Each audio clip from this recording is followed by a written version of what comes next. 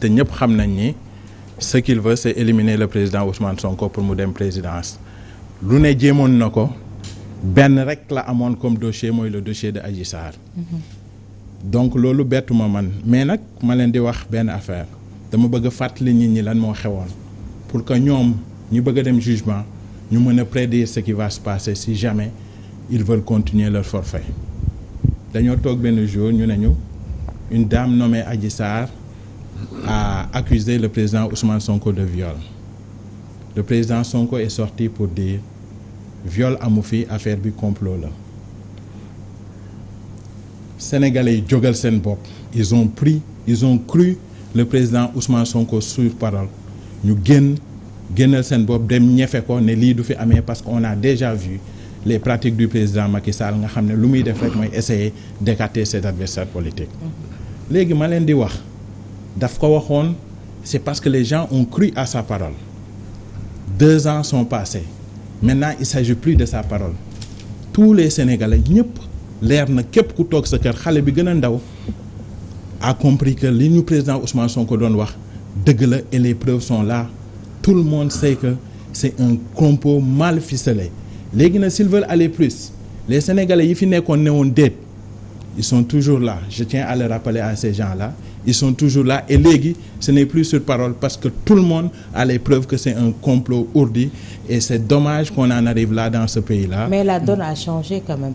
bu fekkee ne li fi nekkoon moom moo fi nekk ñoom waxoon nañ li fi amoon dootu fi amati et ils se sont préparés en conséquence. waaw loolu xam nañ ko mais ñoom ñi leen di fi ñuy kiyee mooy le prince Machiavel le prince nee na leen nag le prince lu ne mën na ko waaye il peut rien contre un peuple révolté. Et c'est les Sénégalais qui s'étaient révoltés et actuellement Ousmane Sonko constitue li ngay xam ne c'est l'espoir de ce peuple-là, l'espoir de cette jeunesse-là.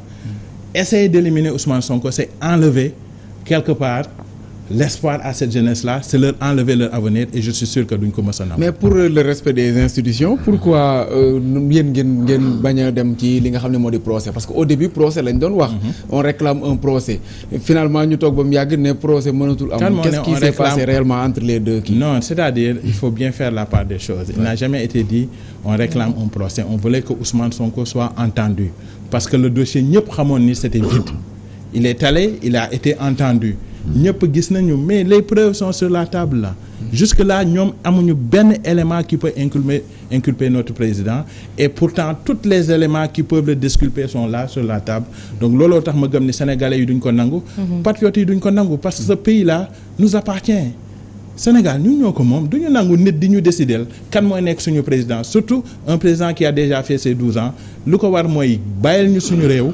ñi nga xam ne ils ont les compétences de le diriger et de le changer. jël réew mi te changer. mais am na loo xam ne gis nañ ko aussi ci yu mujj yi parce que am nañ manifestation yi fi amoon ci élection législative yi mais daanaka yu mujj yi gis nañu stratégie bi nga xam ne en tout cas moom la takk der yi defoon ci mbedd yi.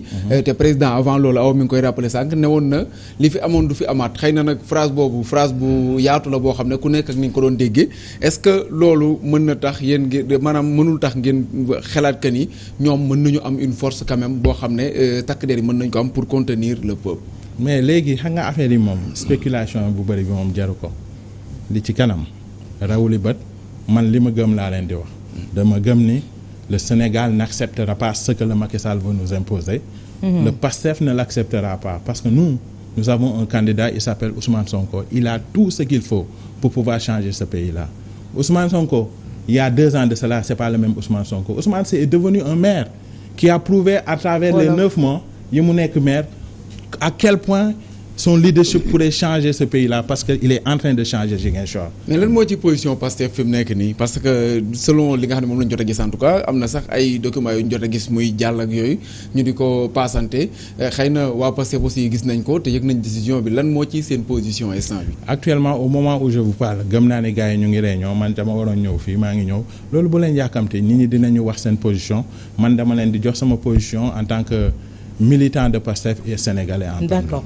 Georges tey jii à quoi on joue bu fekkee ne tey jii cette affaire-là ça fait 2 ans que ça traîne et également il y a beaucoup yoo xamante ne teg nañ ko sur la place publique ku ci nekk def nga ci sa idée c'était à la justice vraiment de redorer son blason mais tey jii suñu gisee lii di dégg ne on va vers un procès tey jii on joue à quoi? On joue à faire peur aux Sénégalais ou la justice veut tout simplement dégringoler? non man du mu wax ne qu'on joue à faire peur aux Sénégalais man de toute façon affaire bu mu commencé boobu ba léegi dama ne woon à un certain moment dama ne woon peut-être que dañu dem mener des enquêtes mais au bout d'un certain moment ñu ranger dossier bi pour ne serait que pour la stabilité de ce pays-là.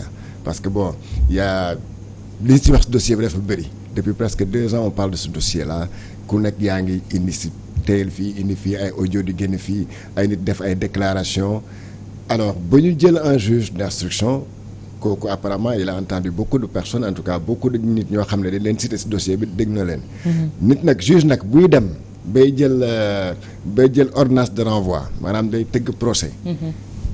dama jàpp ne am na lu ko leer bokk wala loo xam ne bokk preuve la moo xam ne dootul nekk rek lu ñuy wax comme dañuy naan par exemple comme juge bi dañuy wax ne day attesté aqulaay taalam ñu ngi ko wax ci tubaab intime conviction mais intime conviction du yem foofu de dans un procès comme ça il y a l'intime conviction mais il y a les preuves aussi warul nag rek intime conviction boobu dafa war a tegu si ay preuves maanaam juge bi teg lu leer si loxo Sénégalais yi wax leen lu leer aussi ñu dégg ko seen nopp maintenant on en est arrivé là gis nañ que tey comme beaucoup de Sénégalais ñu ne on va vers un procès mais on y va on verra bien mais de toute façon l'essentiel dans un procès comme ça yaakaar naa ne ñëpp ñu tudd si mbir mi juge bi na leen woo ñu nekk des témoins. parce que mais ma ne à l'instruction lañ leen waroon woo mais duñu toog ba jour procès bi pour. mais non mais parce que dafa am ay éléments yoo xam ne si mbir mi quand même muñu leen a passer par perte et profit yow dégg nga si ay audio yu bëri yoo xam ne dañoo génn dégg nañ fii ndaw si boppam Adji Sarr ne lii bon dara du si dégg moo ko wax si bon. maintenant le juge xam naa il va peut-être authentifier ces audio yooyu ba xam ne ndax kii di doon fenn wala dëgg la doon wax. donc boobu yooyu ñëpp nag dañ ko war a verser si dossier bi et le jour J yaakaar na ne juge bi dina convoquer ñooñu ñëpp ñu taxaw di wax ak sénégalais yi. tey Chérif est-ce que suñu dellu si waatee si lii est-ce que c'est pas qu'on s'attarde sur des choses yoo xamante ne ça n'en vaut pas la peine parce que tey jii su ma déggee Georges li muy wax ne ñu dellu si waat di xoolaat authentifier ces audios là entre autres est-ce que loolu du woon à l'instruction donc tey jii à quoi si lan la juge bi di sukkandiku tey jii pour dire que dafa war a am procès. comme ni ma ko waxee écoutez je pense tous les Sénégalais se sont fait leur idée je pense ci plateau bi laa mës a dégg je ne pense en tout cas c'était sur Walfadjri ba ngeen ne mais ce pays-là est fatigant quoi le Sénégal est fatigant en fait c'est pendant que le monde est en train de bouger pendant que les Rwandais ñu ngi wax laptop pour chaque jeune pendant qu'on parle de troisième révolution industrielle pendant qu'on parle de connectivité pendant qu'on parle de naka la ñuy développer nos pays nous on est sur une histoire sur 2 ans qui ne tient à rien du tout juste pour éliminer un opposant politique je trouve ça tellement dommage. Voilà. Tellement dommage. gëm naa ni ñaari atu yàlla ñu nekk ci mbir mi pendant que adduna bi ñu ngi xool ni ñuy avancer le Sénégal bokk na ci juróom. ñaar fukki réew ak juróom yu gën a ndóol ci adduna bi. temps yi indice IDH mondial bi génn na ñu ngi toujours derrière et ñun amuñu dara lu ñu war a wax ñu ngi fii ci wax yu ngeen baal ma wax yu ñàkk fayda yi ndaw soo xam ne amul benn crédibilité un procès boo xam ne ñëpp xam nañ ni c'est un complot pour man ñu ngi wàccee deru Sénégal et c'est dommage qu'on en arrive à ce niveau-là. mais de certains dañuy laajte ne est-ce que waruñu dem procès une bonne fois pour toutes qu'on tourne la page. que ñu faire table rase sur ça et on passe à autre chose. mais pourquoi devrions-nous aller au procès te mosuñoo teg dara ci table bi c'est ça c'est la question que je me pose. tourner la page pour tourner la page on a l'occasion de tourner la page justement bi juge d'instruction ñëwee mu woo ko ci nekk amul dara lu ñu teg ci table bi tous les témoins qu'il a amenés ont disculpé le président Ousmane Sonko. mais c'est parce qu'ils ne veulent pas tourner la page justement parce que tant que amuñu ñoom lu ñu bëgg mooy éliminer Ousmane Sonko. est-ce que loolu mënoon na tax ñu tourner page bi est-ce que du woon loo histoire boo xam ne buñ demul ci procès boo moytuwul histoire bi mën nay revenir à tout moment. mais parce que les gens veulent le ramener mais lii dëgg ñëpp xam nañ ko sama waa ji lii moom xoolal. jarul sax wax ju bari ji. li ma leen wax la rek li ci kanam rawuli bët man dama gëm ni sénégalais yi duñu nangu loolu. dama gëm ni patriotes yi duñu nangu loolu. mais tey jii Georges bu fekkee ne y a procès est-ce qu'il y a risque de remous comme ni ñu ko xalaatee ne dëkk bi ce sera ingouvernable. loolu moom bu si il faut rien écarter. Ah ouais? Parce que quand même oui non il faut rien écarter parce que là xam naa ne moom nag ñoo xam ne ñooy takk derrière affaire yooyu ñooy les forces de l'ordre xam naa ils sont bien préparés mais tamit de l'autre côté il faut savoir que waa Pastef aussi tooguñu certainement que procès boobu moom wóor na ma ne buy am ñu ne jour bii la procès bi. xamal ne keroog rek njàng du am Sénégal école yëpp ay tëj jour boobu loolu moom leer na la parce que là quand même c'est vraiment dommage pour reprendre les propos de Chérif.